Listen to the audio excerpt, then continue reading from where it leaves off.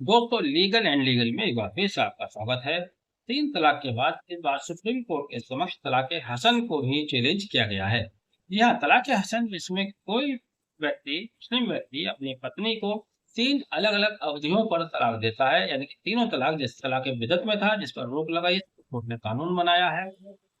इस तरह से नहीं होता है बल्कि 3 अलग-अलग महीनों में अलग-अलग पीरियड्स की तिथियों पर वह तलाक देता है, जिसे तलाक़ हसन कहा जाता है।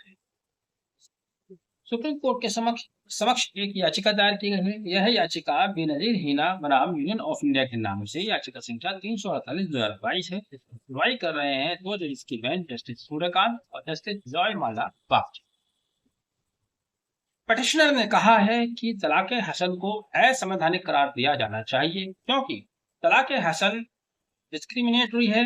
केवल पति ही इसका प्रयोग कर सकता है। पति अपनी पत्नी को तलाक दे सकता है, पत्नी के पास यह अधिकार नहीं। सुप्रीम कोर्ट ने फिलहाल इस याचिका को स्वीकार करते हुए यूनियन ऑफ इंडिया को नोटिस जारी किया है। साथ ही एनएचआरसी, एनसीडब्ल्यू और एनसीपीआर को भी जवाब देने के लिए कहा है। इस याचिका पर अगली सुनवाई नवंबर में होनी है। हालांकि अकेली याचिका नहीं है, बैचेस बंच ऑफ पेटिशंस है। कई सारी याचिकाएं हैं। बता दें कि मोहम्मद शमी जो भारतीय क्रिकेटर हैं, उसकी पत्नी ने भी तलाक़ हसन को सुप्रीम कोर्ट में चैलेंज किया हुआ है। वो भी याचिका इसी के साथ अब सुनी जाएगी। यहाँ एक और महत्वपूर्ण बात आपको बता दें कि साल 2022 में तलाक़ हसन को पहले भी चैलेंज किया गया था, जिस पर सुनवाई करते हुए सुप्रीम कोर्ट के 2 जज की बेंच, जिसमें जस्टिस संजय किशन कौल और जस्टिस एमएम सुंदरेश थे, ने तलाक़ हसन को सही करार देते हुए कहा था कि तलाक़ हसन इम्प्रॉपर नहीं है। जस्टिस संजय किशन कौल ने कहा था कि महिलाओं के पास खुला का विकल्प है। मैं वादे से सहमत नहीं हूँ। मैं नहीं चाहता कि यह किसी और कारण से एजेंडा बने। ये जस्टिस संजय किशन कौल का उस समय का अपनी ओपिनियन थी जो उन्होंने तलाक़ हसन के बारे में कही थी। यहाँ वर्तमान याचिका में जिस तरह से महिला ने एक क्वेश्चन रेज किया है कि ये डिस्क्रिमिनेटरी है, केवल पति के पास ये अधिकार है कि अपनी वाइफ को तलाक दे सकता है, पत्नी के पास ये अधिकार नहीं है। उन्होंने तथ्य को छुपाया है।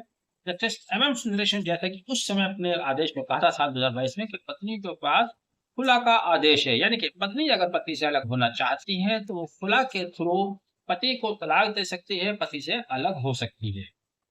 अब यहाँ पर ठीक है, नवंबर में सुनवाई होनी है। कमाल की बात यह है कि सुप्रीम कोर्ट ने NHRC, national human right commission, NCW, national commission for women और NCPR, national commission for protection of child rights को भी जवाब देने के लिए कहा है। यह बात समझ से परे है। भारत में जितनी भी तलाक़ें होती हैं, उनमें से 96% तलाक गैर मुस्लिम लोगों की होती हैं। जब वहाँ तलाक के मुकदमे फाइल होते हैं, तलाक होती है, क्या कभी सुप्रीम कोर्ट ने एनएचआरसी, एनसीडब्ल्यू, एनसीपीआर को नोटिस जारी किया?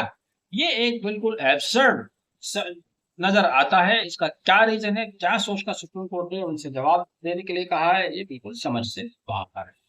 जहां तक इस्लामिक शरीयत लॉ में तलाक की बात है, तो यहाँ तलाक शादी से शुरू करते हैं। शादी को एक एग्रीमेंट माना गया है और इस एग्रीमेंट के थ्रू जब मियाँ बीवी इस एग्रीमेंट में दाखिल होते हैं तो उनके पास एग्जिट का भी ऑप्शन होता है कानूनी तरीके से।